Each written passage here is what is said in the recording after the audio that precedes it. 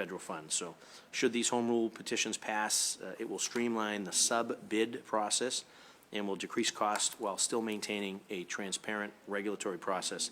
The BHA, for the record and for my colleagues' edification, have filed similar legislative efforts for Whittier Street, Orient Heights, Bromley Heath, Mission, Maine, Orchard Gardens, Maverick Gardens, West Broadway Homes, and Old Colony, Washington Beach, and Franklin Hill developments. And so with that, I will turn it over to whoever chooses to take the lead on behalf of the BHA. Thanks, Chairman Flaherty and councilors. My name is Kate Bennett. I'm a Deputy Administrator for the Housing Authority, and I very much appreciate the opportunity to come here today and testify regarding the critical importance of this legislation to BHA, and more importantly to the residents of the Amory Street and Lenox Camden public housing sites in JP and Roxbury, respectively. They're technically two different bills, but they've both been filed for the same reason at the same time. BHA will not be able to redevelop or provide substantial capital upgrades to these sites in a cost-effective way without the passage of this legislation. As Chairman Flaherty mentioned, we've filed similar legislation in the past at many sites, including Mission, Maine, Orchard Gardens, Maverick Gardens, Franklin Hill, Washington Beach, Oak Colony, Orient Heights. Those projects, as with this, these proposals were project-specific, and specifically these before you today are for the modernization of the Amory Street Elderly Disabled Development in JP and the Lenox Camden Family Development in Lower Roxbury. Although there have been reforms to the state statutes regarding filed subbids under Chapter 149, the changes are insufficiently to allow BHA to move forward in modernization efforts of this kind. Without passage, the projects must adhere to an extremely structured filed subbid process with separate general contractor and subcontractor selection. The GC has no control in choosing its subs. The BHA and its developer have no ability to value engineer or redesign should costs increase beyond the funding availability, which is frequently what happens in redevelopment. The value engineering is where significant savings can be made by allowing the developers to negotiate pricing with various subcontractors. Under existing statutes, changes in designs made to reduce costs may require that the bid process begin all over again, putting projects and funding at risk. Both Amory and Lenox Camden properties are distressed. They're in need of modernization. Our residents who live there, many of whom are children and elderly, deserve to have adequate housing. The plan for Amory includes preservation of the existing public housing units and the generation of up to $3 million in cross-subsidy for new mixed-income units that will be added to the site. This will make way for a more comprehensive rehab of the existing 199-unit Amory building without demolition and without displacing the current resident population. The final design will include a total of 558 units, of which 215 will be market and 343 will be workforce and affordable. So this is a project where we're actually adding net affordable units to the site in addition to market units to make the project work. And our developer partners who are here today as well, community builders, Jamaica Plain NDC, and Urban Edge, are working closely with the residents on this, and the residents will remain on site during the renovations. At Lenox Camden, it's a family public housing development that includes 285 units of federally subsidized housing and 72 units of state subsidized housing adjacent to each other. Upgrades to the site will take place without the need, we hope, for off-site relocation. This is also an upgrade in place. There won't be any demolition. The units will be fully updated with new kitchens and baths, new plumbing, and many other features. A sense of community and a better connection with the rest of the neighborhood is a primary goal, as well as security enhancements at this site. And our partner at this site, represented by Beacon here today, is Beacon Communities Development, LLC. Ultimately, the changes will provide for an updated, safer, and more energy-efficient community that's also accessible to those with disabilities. We don't have very many accessible units at that site today. We will continue to own the land at both sites and lease it to our development partners. That gives us assurance and the residents assurance for the long term that the affordability of the buildings and units will be protected. The residents of both Amory and Lenox Camden have been waiting for this opportunity to revitalize their communities for many years. Our residents deserve to live in suitable and decent housing, as well as feel that they are part of the neighborhood around them. We ask for your support of this legislation so that we're able to realize this vision for them. Thank you. And thank you very much. Anything else additional to add from the BHA this time? Just want to touch base, obviously, there's an interesting component to this, which is the proposal seek to streamline the sub-bid process. So just getting a little parochial here, I want to see, how does that benefit sort of Boston-based companies as well as, women-owned and minority-owned businesses to be able to compete for that work. It's really important to us. We see these, whether it's getting funding from the federal government, which is great news, particularly for the BHA, seeing sort of these private-public partnerships that are starting to help plan the future of BHA properties. And on top of that, and we're making sure that we're providing sufficient affordable housing for folks, but nothing better than folks from the community being able to sort of walk to that job site and to work and to get a good wage and good benefits and to really participate in building their community. So hopefully this streamlining the sub-bid process speaks to the Boston residency job policy as well as local businesses being able to participate in that activity. Yes, absolutely. I mean, there's the city jobs policy, but there's also a number of BHA regulatory and policy provisions in our request for proposals, and that we transfer to as requirements to our developer teams as they select contractors and as their contractors select subs. So local hiring of women and minority, both workforce within the subs, but also women and minority-owned businesses is a big part of the requirements that get translated from BHA to the developer to the contractor. Really, all this allows is there to be a selection by the GC of its subs, and they can therefore choose subs that are going to respond to those requirements as well. So, I mean, I think we see this as serving that purpose as well. Right. And then not to stray too far, because we're dealing with two very specific dockets, but I like to try to use these hearings to kind of do almost like a post-audit oversight with respect to, we had mentioned Whittier Street, Orient Heights, Bromley Heath, Mission, Maine, Orchard, Maverick, West Broadway, Old Colony, Washington Beach, and Franklin. Can you maybe just give us a quick snapshot and update as to sort of, the status and how those projects are coming along, if not already completed, while I have you here? Sure. So we have fully redeveloped roughly 2,500 units of public housing across several neighborhoods in the city, all of which have relied on this legislative exemption. It's a model where we partner with private developers that can access funding that BHA can't access to revitalize not only the sites, but they've had significant impacts to the neighborhoods surrounding them. One of the biggest impacts we've seen is the reduction in crime at the sites where we've been able to, such as, Washington Beach, Mission, Maine, places that, were sort of hot spots before redevelopment, partly, frankly, by dealing with design deficiencies that we currently have, like, 12 families on a hallway. Yep. That's the situation that we're dealing with. And so being able to bring in either design changes or enhanced security is part of these projects, and it's made a huge difference.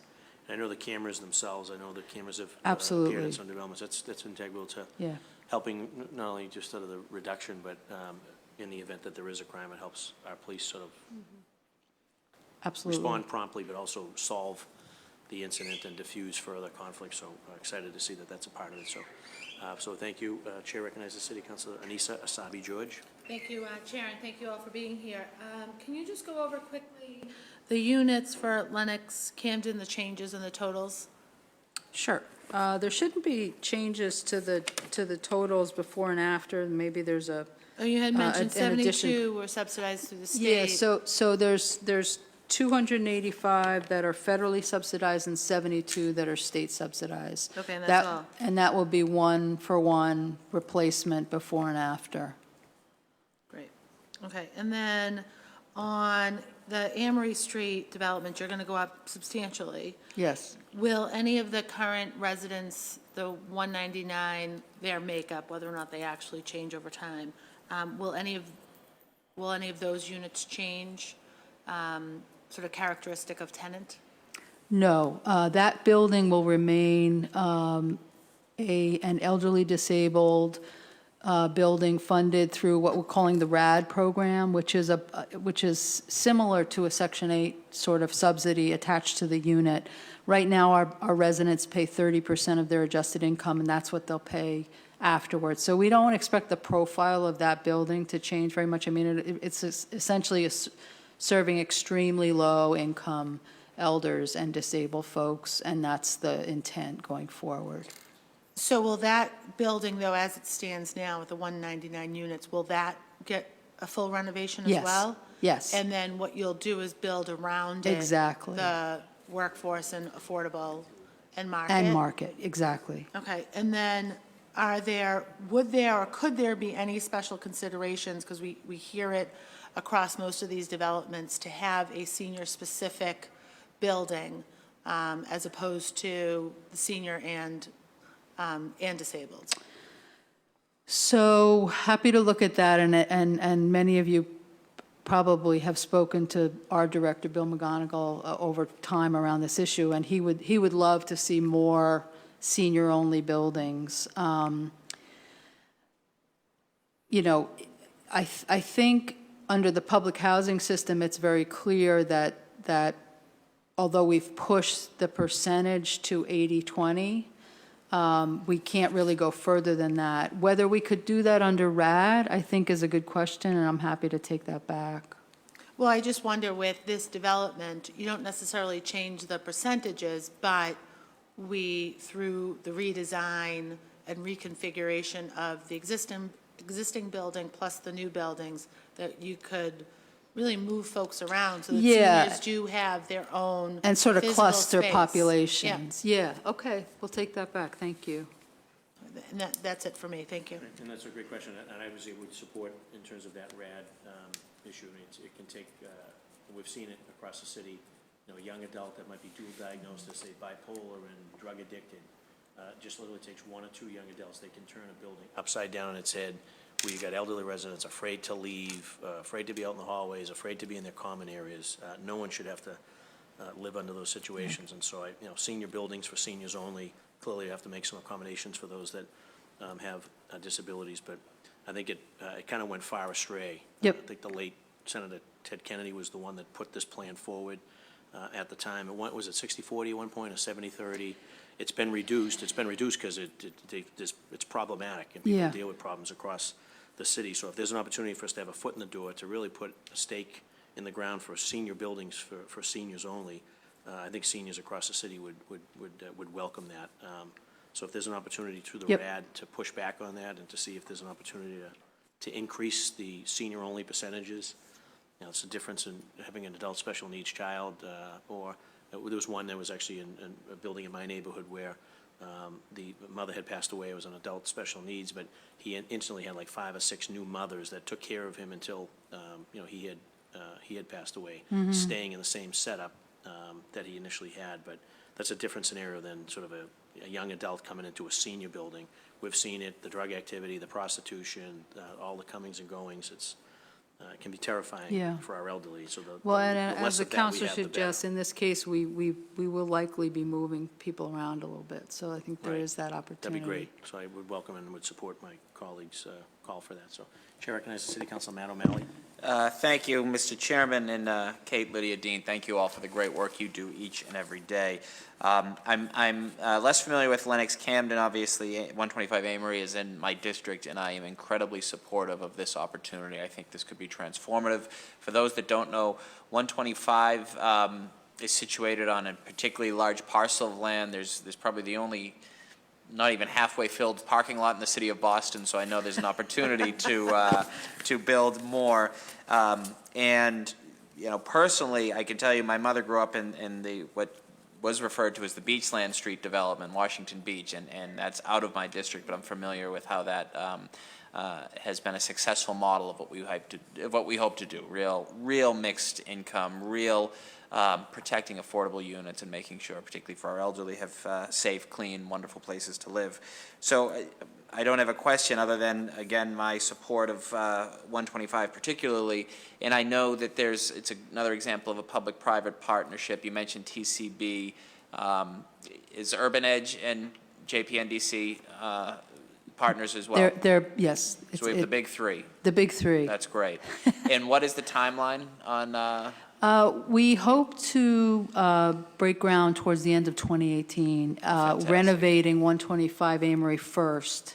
The new construction will come in 2019 is the current schedule. And just so my colleagues understand, and I have a better understanding, it's a relatively old building. It definitely needs some rehab, but no one will be moved, if I have this correctly, no resident of 125, current resident, will be moved off-site during the renovation. Exactly. I mean, what it's looking like is that we'll need to create a bank of sort of hotel units within the building before we start renovations, because some of the physical work is just going to be too disruptive to do with people in place. So we may, on a rotating basis, for some areas of the building, need to move people temporarily for a period of weeks into these hotel units, but within the building. But they'll be down the hall Exactly, or a different floor. exactly. Perfect. And the total will be an additional 343 units on top of the 199 new units being built, Does that sound right? thereabouts? Yeah. And that will be a mix of work of the most accessible affordability, sort of the working poor, for lack of a better word, and then all the way up to market rate That's units right. as well. Terrific. Well, I think it was my first month on the job where 125 went completely smoke-free, and it was a tumultuous time with many of my dear friends and If we constituents. did that, we can do this. But we weathered that as you finished my line, absolutely. So thank you all for your work, and I think this is a really, really exciting project, not only for my district, but for the city writ large, and hope we can replicate the success in every neighborhood. Thanks so Thank you. much. Thank you, Councilor Matty. And when you do that, I'd like to take a look at how you're going to do that, because that could be the model in terms of not just sort of locally, but across the country, as to how you can renovate and refurbish and reconstruct and keep people on site. Yep. And unless there's like a modular component to it, but I'd be curious to see how you're going to be able to pull that off and obviously share that with other municipalities that are sort of, dealing with the same issues as to how do you take sort of older housing stock and renovate it and give people a sort of conditions and a level of dignity and respect with respect to their home, and at the same time not displace them. So Yeah. I can't even. I'm just when you guys were engaged in that, I said I can't even figure out how you can even pull that off. But so when you do, and I'm sure you will, I'd like to see that. So. Thank you. Now is the public testimony phase. I know that I see folks here. If there's anyone wishing to offer a public testimony, you may do so now, or forever hold your peace. There's a sign-in sheet over to my left, and you could come forward at this time. So seeing and hearing no desire for additional public testimony, that will conclude this hearing with respect to docket 0751 and 0752. We'll obviously have a committee report put together and have this before the city council at our next council meeting. And Can I ask one more question? I'm Chair- so Chair sorry. recognizes Councilor O'Malley. Yep. Just before, while we have you guys, I know it is my understanding that some of the federal funds were essentially level funded from last year. Is there a concern that if the HUD money is cut significantly, that it could jeopardize one or both of these projects? Or are we already far enough along in the process that you feel reasonably confident? The hope is that we're moving Amory Street onto a different platform. So we're taking it out of the public housing system and putting it into a program where those cuts are not, going to take effect. How the cuts actually get administered and legislated, I mean, we'll see.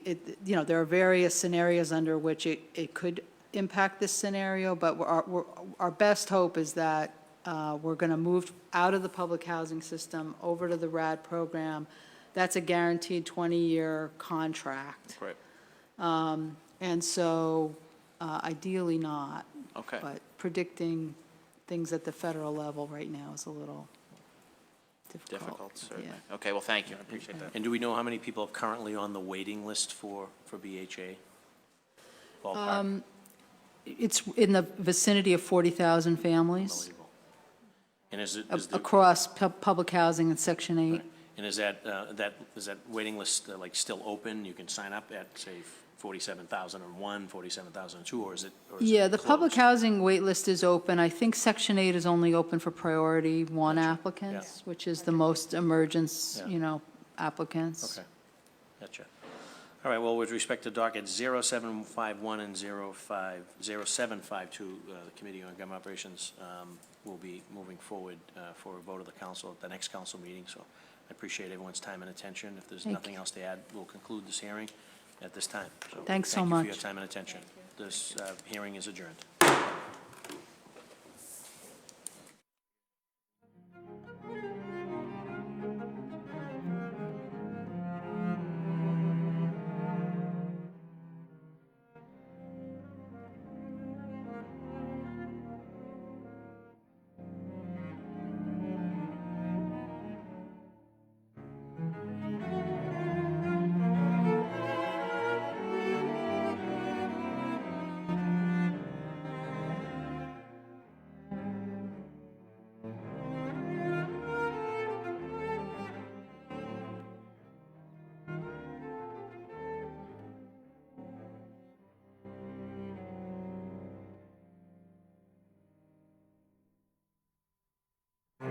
Economic Development and Industrial Corporation of Boston, known as EDIC, to qualify for a single energy services company for the design, construction, operation, maintenance, and financing of a district energy microgrid project and related energy services performance contract to serve the public and private owners and tenants in the Raymond L. Flynn Marine Industrial Park. This matter was sponsored by Mayor Walsh on March the 1st of 2017. Docket 0340 is a home rule petition, and it would authorize EDIC to qualify as a single energy services company for a district energy microgrid project. District energy is a system that supplies thermal energy to multiple buildings via underground pipes carrying steam, hot water, and cold water. A microgrid is an electrical distribution network that can serve multiple buildings in a local area and that can enter into an island mode by separating from the larger electrical grid when there is a major outage, self-supplying the microgrid network with locally generated electricity. District energy and microgrid projects provide added resiliency. They reduce greenhouse gas emissions and lower energy costs for their customers. And as we all know, the Raymond L. Flynn Marine Industrial Park, it's a 191-acre former military base owned by the EDIC, and it's a prime location for a district energy and microgrid project because of its location along the South Boston waterfront and doves with the EDIC commitment to serve its tenants, including large industrial energy users. So joining us today is Brad Swing, who's the Director of Energy Policy and Programs for the City of Boston, and he's also joined by Manuel Esquivel, who's a Senior Infrastructure and Energy Planning Fellow, who's here also to observe and to add any value if necessary. We're all joined here by my colleagues, City Councilor Anissa Asabi-George, City Councilor Matt O'Malley, and City Councilor Frank Baker. And if anyone doesn't have any introductory comments, we can get right into it, in which case, Brad, I'll turn it over to you on behalf of the city. So welcome, and good to see you. Thank you, Councilor. It's good to be back here. The council chambers look beautiful. Thank you. This home rule petition is necessary because we do not have general authority under state law to procure a public-private partnership.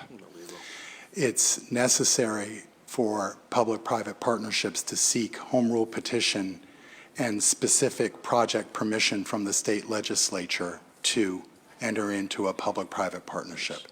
And by public-private partnership, I mean the alternative delivery structure of a major asset using a private partner, the design, build, operate of a major asset that is at the end of its finance period, capable of reverting back to public ownership.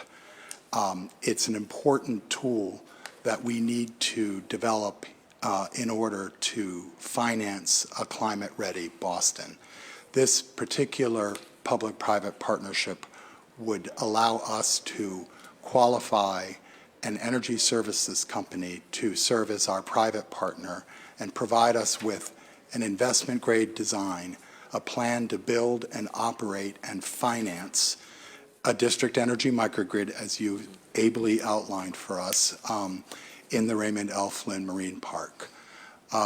We have been looking at this technology and the challenges we have to building a multi-owner district energy microgrid for 4 years.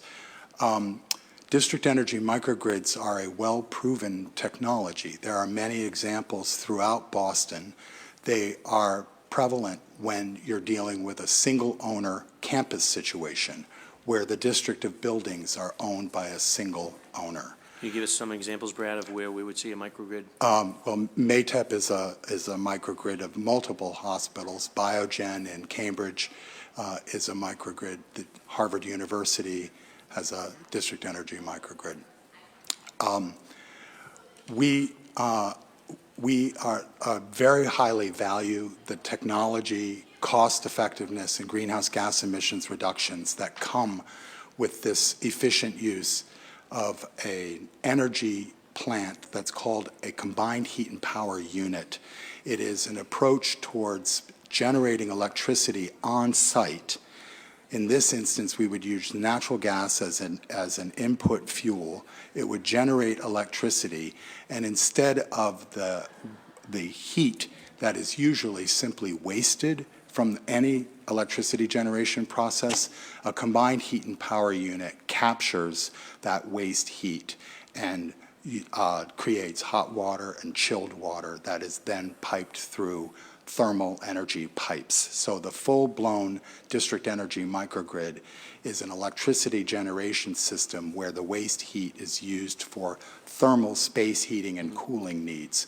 That electricity is then organized in a way that can serve the grid during normal operations. But if there's any kind of incident where the larger grid goes down, either a storm like we've seen so many this month, or God forbid, some kind of national security situation, the on-site electricity generation can continue to flow to those buildings that are within the district. There's a famous picture of Manhattan during the heart of the Sandy crisis, and below 34th Street there was a blackout that lasted many, many days. There are pockets of electricity generation within that part of Manhattan, and those are the ones that were served by a microgrid. They're extremely important to our resilience strategy as we move forward and prepare the city for the known effects of climate change. And is there sort of will there be like a facility or a bricks and mortar? Will there be an actual site that, and if so, where in the Ray Flynn Marine Industrial Park do you envision that being? So yes, there is the need for a specific site for the energy plant. We are not certain where that's going to be. And let me just ask you, so just a rough estimate of like dimensions of that, like like the vent shaft that's right across from the convention center? Yeah. Are we talking something like that size and scale, or are we talking something smaller? We actually have done some preliminary sizing of what these units would look like, and I can leave the councilors with a slide deck that was actually prepared internally when Director Golden at the Boston Planning and Development Agency asked us to explain the sizing of these various energy plant units. But basically, we're talking about 10 feet by 49 feet. They can be in modules. So you could either have like one location where the central energy plant serving an entire district could be, but you could also modularize it. I should make clear that the stage we're at with this, we need the permission from the council and then from the state legislature, and then we have a long road ahead of us before we're even close to breaking ground. we're anticipating that with the authority to qualify the public-private partnership with the ESCO, we would need to create a special purpose vehicle that would be a legal unit within the Economic Development Industrial Corporation. It would be that SPV that would legally issue the request for qualifications. Once we are working with a private partner, the upfront investment grade design and plan to build and operate is not something that's on our dime. That's this performance contracting approach that we're actually well in the middle of with the Renew Boston Trust, as I know the councilors are aware of. We would have many opportunities to assess whether the technology, the space location issues, and even the exact scope of exactly who within the park ends up participating in the district. We would have that special purpose vehicle qualify the energy service company, and if we did move ahead with a project, we would expect that energy service company would probably create its own sort of LLC enterprise to operate within that special purpose vehicle. So it's a long road ahead. And so you had an RFQ that went out in 2016, right, based on some of the whereases, but do the procurement procedures regarding price negotiations and notifications, RFQ, do they align with sort of the current procurement laws? Because so you guys did an RFQ in 2016, it's now 2017. If the council passes it, the mayor signs it, goes up to Beacon Hill. That could be somewhat of a lengthy process, right? So anticipating in 2018-ish, maybe 2019, before we get the green light. So does all of the procurement procedures currently sort of dovetail with that? I do need to make a correction. We have not issued an RFQ. You have not, okay. Just for the record, it was in the whereas that EDIC had authorized an RFQ back in 2016. So That's correct. So that the did EDIC board absolutely authorized us to issue an RFQ. But one has not been conducted. And the reason for that is that we thought we had authority to proceed with the RFQ when we asked the board to give us the authorization to do so. I haven't practiced law in 22 years, so I'm allowed to say this, but those lawyers got in the way. It's just like liquor licenses. You think that you can control it, and believe it or not, in 2017, we're so dependent on getting permission or needing permission from the state legislature on things like, energy conservation or, microgrids, as well as, beer and wine licenses. License that license. So it's some of the stuff is so archaic, and probably is a time for a broader discussion and another hearing, but nonetheless, so this isn't the first time that we've hit the wall where we can actually do something to better our city, and at the same time, we hit the wall and we have to go up hat in hand and ask for permission. So. Well, if I might suggest to the council, I think the general issue of the lack of authority for any political subdivision to qualify a public-private partnership for any reason is an issue. We're heading into an era where we going to need to work with private sector partners, and the ability to find bankable risk capital attracting investments where the cash flow of the enterprise ultimately pays for the asset itself. We're going to need that if we're going to build a climate-ready city. It's one of the reasons I'm pushing for this pilot project. It's not just a pilot district energy microgrid project, which as Director of Energy I care deeply about. I care as much about the pilot process because we really need to solve this problem. There's existing statutory authority for the city to qualify an energy service company to do an energy savings performance contract on municipally owned facilities. But because we're looking to have municipally EDIC owned and private owned and tenanted properties within the marine park, we did not have the authority to use that existing statutory provision. If we're allowed to, so if we get permission to do this, then you might see other entities, hypothetically, say like the Massport Authority, be able to sort of on their own sites, or maybe even over at the airport, or, some of the properties they own over in East Boston and Charlestown, be able to sort of do these microgrids on their industrial properties, so. Well, yes, we think that if we're able to prove consumers, this technology, that we see it as a market-making pilot project. But if you think about the uses down there, seafood processing, cold Absolutely. storage, like that stuff is they're hugely dependent on, and they draw a significant amount of energy. So if Absolutely. if it works here, Yeah. it will work on local college campuses, it would work in other smaller Exactly. industrial sites. So Exactly. very good. So we in essence have the ingredients of a public-private partnership we're currently, as you know, underway with an ESCO on the Renew Boston Trust, the 266 municipal facilities that we're working on with a performance contract. I laid out in the whereases that the statutory provision that allows us to do that, it requires an investment grade audit. It requires a guaranteed maximum price. It requires guaranteed minimum savings and guarantees a minimum generation. It requires annual monitoring and verification of those energy and water savings. And it requires shortfall payments if those legally enforceable, contractually guaranteed savings are not met. That bundle, which is spelled out in the statute and the regulations, it's the one little exception in Massachusetts general laws for project finance. And it's in essence what Which we are need important for pieces. this. We have a fiduciary responsibility, obviously, to the residents and the taxpayers as the legislative branch, but also you as a sort of a government entity have a responsibility to look out for the bottom line. So the fact that you have that caveat in there, it's, obviously, I applaud and commend that, and hopefully that won't deter folks from participating, but my sense is that it won't, and that we'll be able to meet those guidelines, so. When we follow that, it allows us to do self-funded improvements.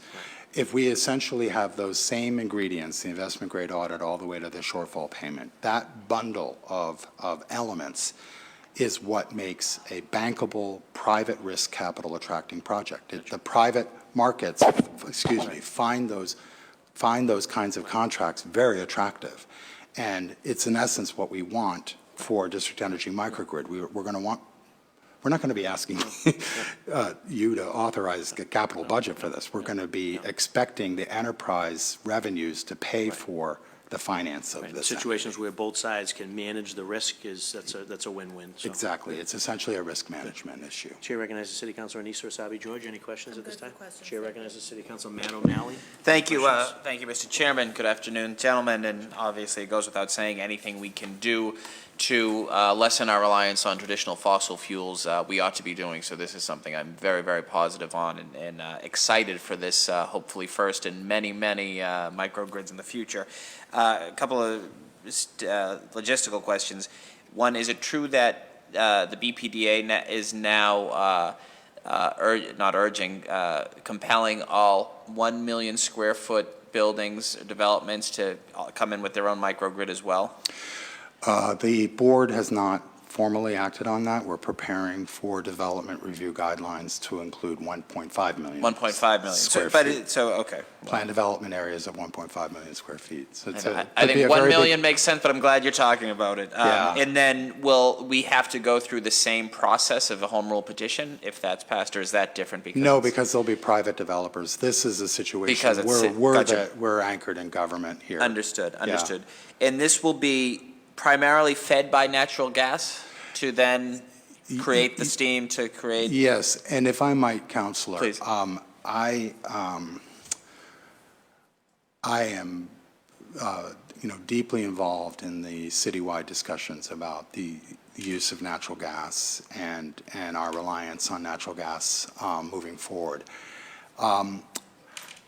The use of natural gas for a combined heat and power unit now, we simply don't have the technology for a non-fossil fuel input to generate the electricity that then uses the heat byproduct for the thermal that is, certain and sure enough. We're not there yet with renewables and battery storage.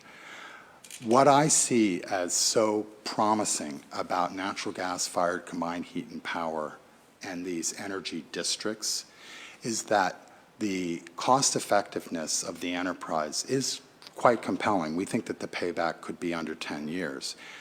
And that would include the cost of trenching the thermal piping, which is, of course, quite labor-intensive and expensive. If you build a district now with a single combined heat and power unit fed by natural gas and have thermal piping and the islandable microgrid, when the very smart people at the fine universities in Boston and this region figure out what energy plant can provide the sure, certain electricity that we depend upon to live, but with a purely renewable input that is part of the electrified grid, we switch out one energy plant and install whatever that new technology is. Then you have the thermal piping already built, you have an energy district that's ready to be net zero. So it is part of the argument that natural gas is an important part of our bridge. And I will fully admit that that's a subtle point to make with many of my friends in town who are protesting any new natural gas infrastructure. I really, with all sincerity, try to ask for 5 minutes of their time to discuss what I sincerely believe is a really positive use of natural gas for this bridge, where the enterprise payments of the energy unit can pay for the thermal piping, and you'll have, when you're able to switch out that single energy unit for something that's connected to, an electrified grid that's renewable and battery and whatever technologies are allowed to make sure we have that sure, reliable power.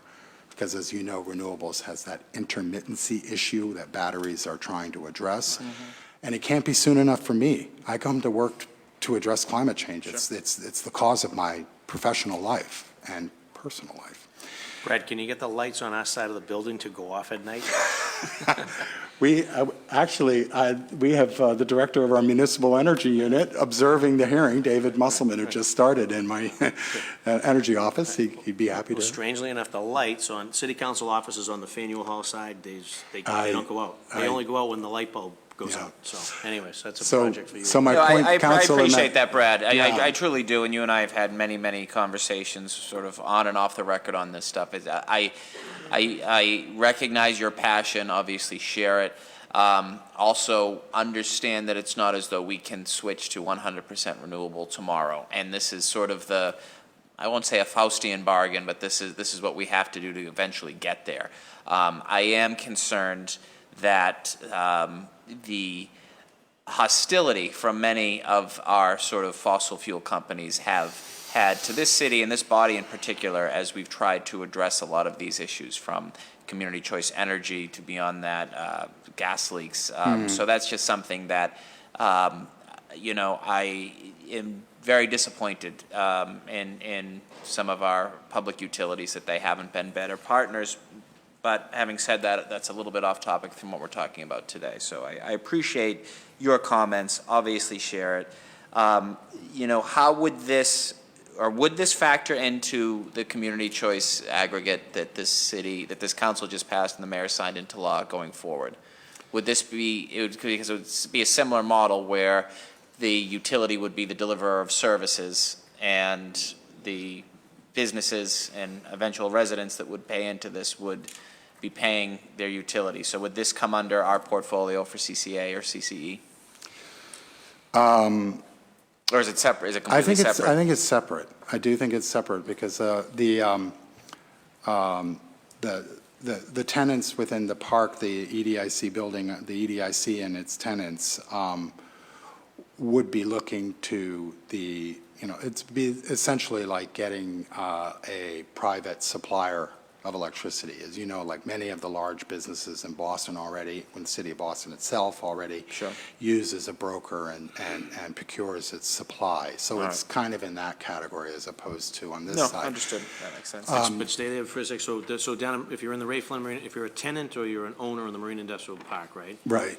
You have access to plug in down here, or you're going to be required to plug in? No, it's going to be option? completely voluntary whether any private sector tenant wants to participate in the district. And they're probably currently would be part of any CCE unless they already have a broker that they use to supply their electricity, which I would the venture size guess of many most of them do for the very yeah. reason that the city does, and it is proven that it is more often than not advantageous to the Yeah. ratepayer, particularly businesses. Yes, certainly and large industrial businesses, yeah. organizations. All right, so what is sort of have you had any, you haven't put out the RFP or the RFQ No, yet? I need the authority of the You need Commonwealth the authority to do it. to do I don't that. have the authority. Is there any reason why this wouldn't sail through the state legislature and be signed by the governor? I think It's a very focused, project-specific request for permission, but it raises a big general issue, which is the issue of the authority of government to enter into public-private partnerships. There are other states in the nation that have more general authority where I wouldn't need this procedure to be able to issue the request for qualifications and to simply proceed with the project and to sort out whether it made sense for us within our own considerations at the EDIC. I don't expect it to garner an enormous amount of attention because the title is so full of a lot of words that don't necessarily scream headline issues, but it is raising the question of the lack of authority for public-private partnerships. Have any of the utility companies weighed in on this one way or another? So I've worked very closely with Eversource on the planning that we've done for the issue of what it would take to build a multi-owner microgrid. As I've said, the campus model is well proven. We're trying to prove a new business model with this project. They've been very cooperative and at our table. I will say this is a little wonky, so forgive me, but I have in a number of workshops, we had 3 4-hour workshops at District Hall in 2014, and they were joined by the then chair of the DPU, the other commissioners, the general counsel. I mean, these were very high engaged stakeholder sessions on this issue.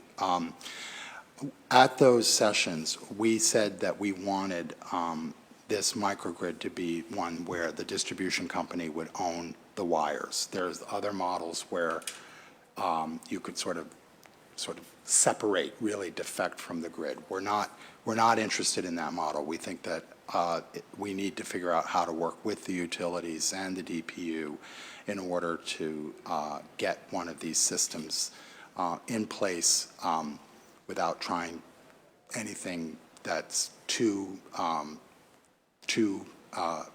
aggressive, frankly. And so that's been something that the Eversource utility has been, they're aware that that's our approach. They appreciate that that's our approach. I will say that one of the next steps for this, we are expecting a $75,000 feasibility assessment grant from the Massachusetts Clean Energy Center. They are about to give 10 plus $75,000 feasibility assessment grants specifically for multi-owner, multi-user microgrids of this kind. And this is a moment in the Commonwealth where all the utilities, including Eversource and National Grid, are recognizing that there's a big push for this kind of resilient infrastructure that addresses greenhouse gas emission reductions and lower total cost of energy, and that the sheer number of the feasibility assessments that are about to happen at the same time next year, including ours, that they're needing to really prepare themselves to be able to work with us to make sure that these fit in with their system. Okay, thank you. Thank you, Mr. Chairman. Thank you. Chair recognizes City Councilor Frank Baker. Thank you, Mr. Chair. Good afternoon. Can you explain to me what the range of this microgrid will be like? How close do the buildings need to be able to buy into this?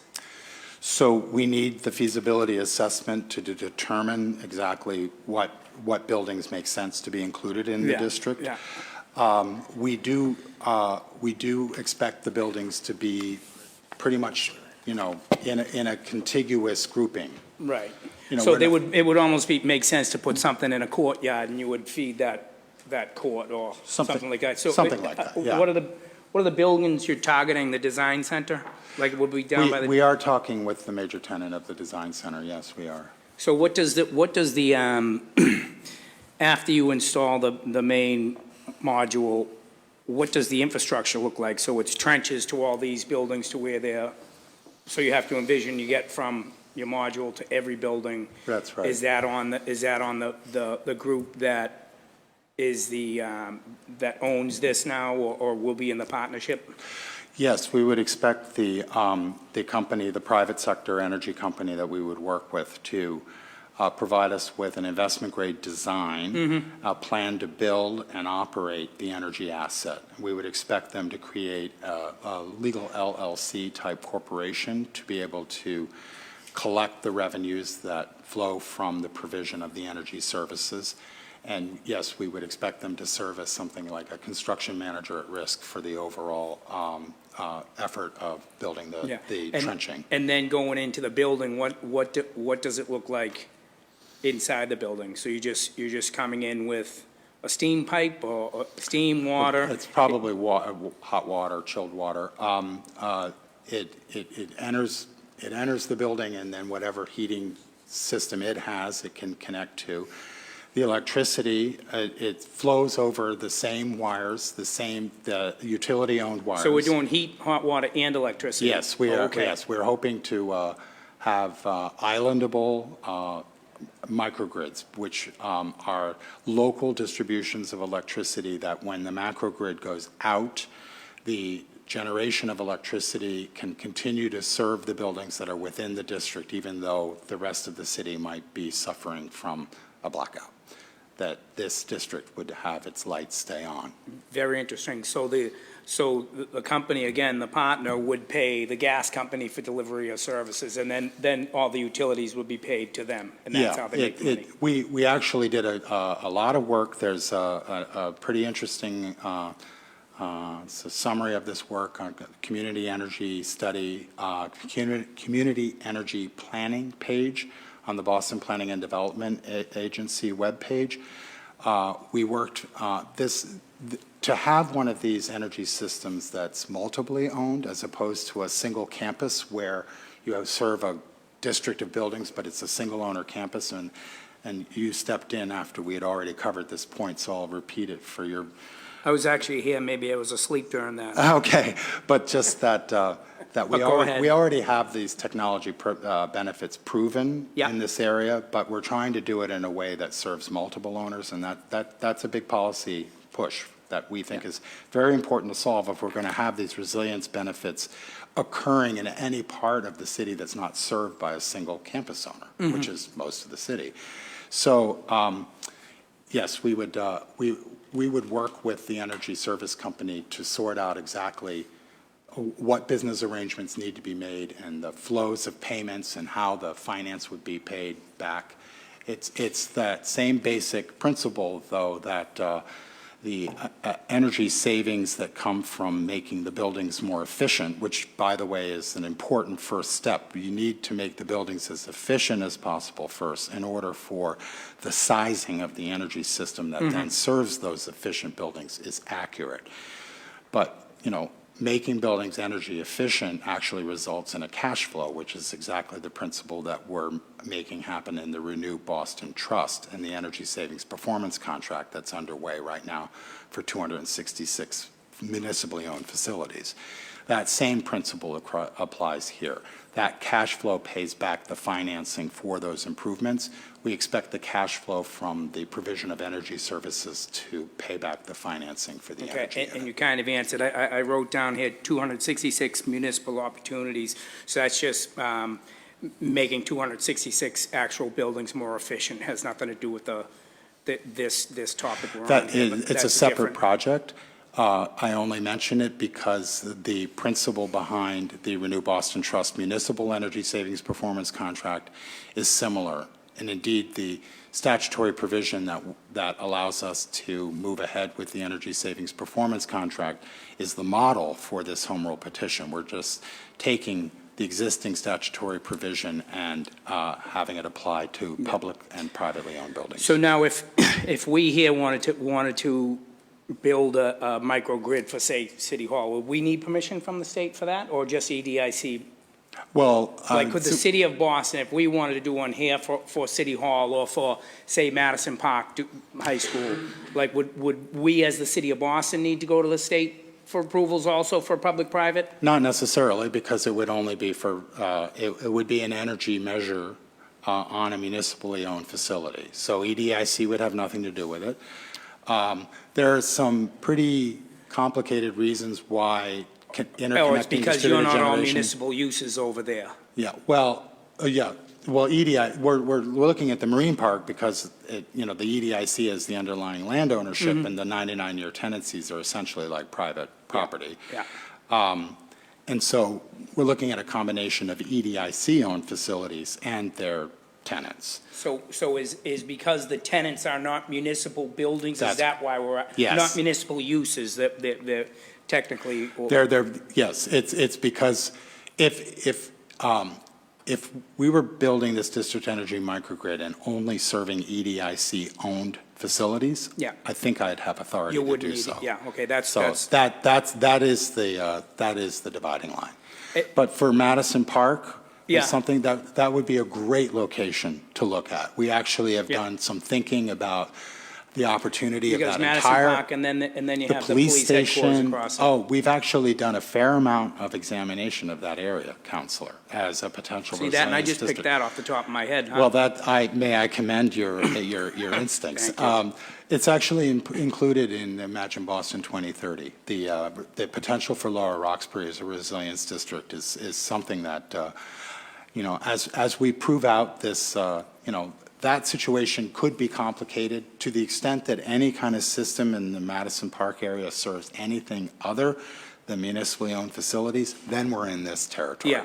Then we're back to a second home rule petition because Yeah. It seems like something that I don't know if it would be the mayor's office or this side of the house should be working on ways for us to just do this and not have to go to the state for permission.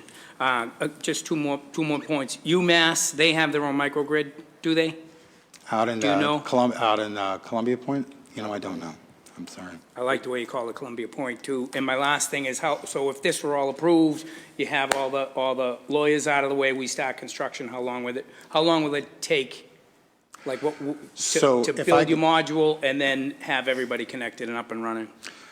So I need to explain that at the same time I'm getting this authority, I'm expecting to conduct a Mass Clean Energy Center funded feasibility assessment. Then I need to legally create the special purpose vehicle that would issue the. All that request for- stuff is done. We're getting ready to put the shovels in the Oh, ground. all How right. long So- is it? Wonderful. I love that stage of it. So, all right, we've broken ground. I think probably 18 months. Thank you. Thank you, Mr. Chair.